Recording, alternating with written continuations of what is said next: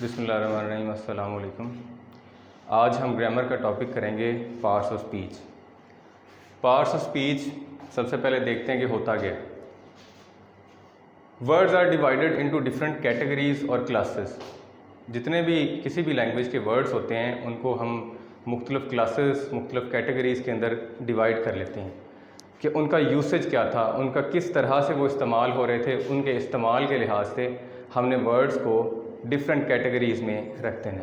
तो ये जो डिफरेंट कैटेगरीज़ या क्लासेस हैं इनको पार्ट्स ऑफ स्पीच के नाम से जाना जाता है। प्रॉपर डेफिनेशन है, words are divided into different classes और categories according to their use.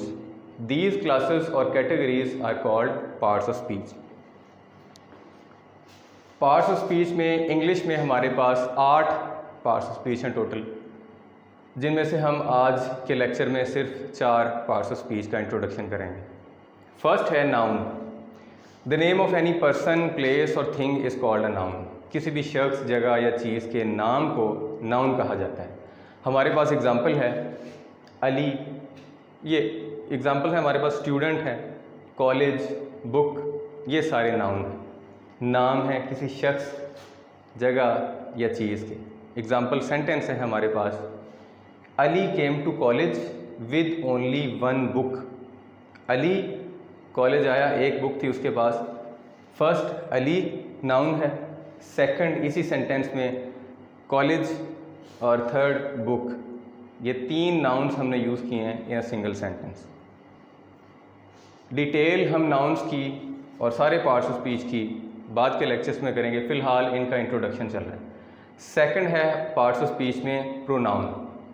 Pronoun किसी भी नाउन की जगह पे जो वर्ड यूज़ होता है उसको प्रोनाउन कहा जाता है। The word used in the place of a noun is called a pronoun. Examples हैं ही, शी, इट, बहुत सारी और एग्जाम्पल्स हैं हमारे पास। एग्जाम्पल सेंटेंस देखते हैं। Norma picked up the package, she went into the apartment. यहाँ पर शी का वर्ड नॉर्मा की जगह पे यूज़ हुआ है, तो इसलिए नॉर्मा नाउन था, नाउन की जगह पे शी का वर्ड यूज़ हुआ है। शी हमारे पास प्रोनाउन है। एक ख़ास बात जो नोट करने वाली है वो ये है कि नाउन्स की तादाद इंग्लिश लैंग्वेज में और किसी भी लैंग्वेज में फ़िक्स नहीं होती। आए दिन नए नाउन्स ऐड होते रहते हैं, लेकिन प्रोनाउंस की तादाद आम तौर पर किसी भी लैंग्वेज में फ़िक्स होती है। हमारे पास थर्ड पर्सन सिंगुलर को बताने के लिए ही, हिज, हिम, ये 3 हैं। तो इसी तरह से थर्ड पर्सन फेमिनिन जेंडर के लिए बताने के लिए हमारे पास हैं ही, शी, हर, हर्स। तो ये उनकी तादाद बताने का मकसद ये है कि प्रोनाउंस की तादाद फ़िक्स है और नाउन्स की तादाद किसी भी लैंग्वेज में फ़िक्स नहीं होती। थर्ड हमारे पास है एडजेक्टिव। एडजेक्टिव है कोई भी ऐसा वर्ड जो किसी नाउन के साथ इस्तेमाल होता है, नाउन या प्रोनाउन, क्योंकि नाउन को रिप्लेस कर रहा है प्रोनाउन। चाहे ये नाउन के साथ इस्तेमाल हो, चाहे ये किसी प्रोनाउन के साथ भी पॉसिबल है, हो सकता है यूज़। और ये कोई ऐड करता है मीनिंग में। किसी ऐसा वर्ड जो किसी नाउन के साथ इस्तेमाल हो और उसके मीनिंग में कुछ ऐड करे, उसे एडजेक्टिव कहते हैं। एग्जाम्पल्स हैं हमारे पास। एग्जाम्पल सेंटेंस है 1, my father pointed his cane across the deep valley. जो मेरे वालिद साहब थे उन्होंने वो डीप वैली जो थी उसकी तरफ अपनी केन, छड़ी का इशारा किया। यहाँ पर वैली वादी नाउन है, और कौन सी वादी, किस तरह की वादी थी? डीप थी।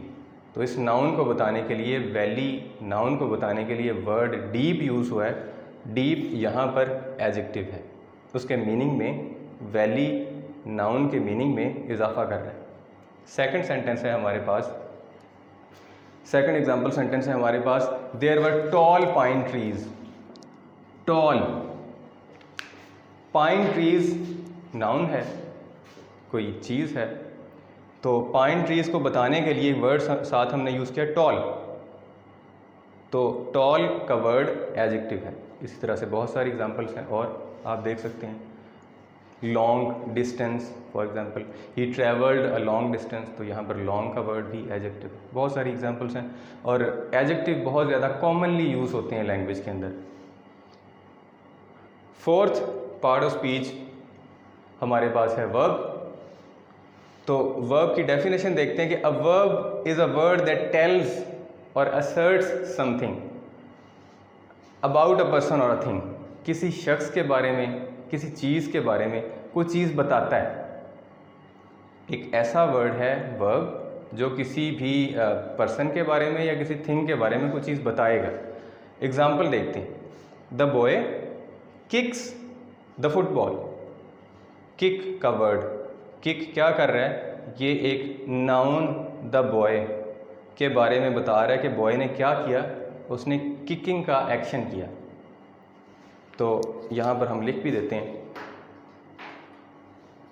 कि फर्स्ट एग्जाम्पल सेंटेंस में किक का वर्ड एक्शन को डिस्क्राइब कर रहा है। सेकंड एग्जाम्पल सेंटेंस है हमारे पास he is a boy. Is, ये कोई एक्शन नहीं है, ये कोई एक्टिविटी नहीं है, ये सिर्फ स्टेट ऑफ बीइंग है, उसके होने को बता रहा है। डेफिनेशन देखें, दोबारा गौर करें। एक ऐसा वर्ड है वर्ब जो किसी पर्सन या थिंग के बारे में कोई चीज़ बताता है। फर्स्ट इसने बॉय के बारे में, बॉय के एक्शन को बताया। फर्स्ट सेंटेंस में किकिंग का एक्शन था। सेकंड सेंटेंस में इसने ही के बारे में कोई एक्शन को डिस्क्राइब नहीं किया। उसकी क्या किया उसने? State of being.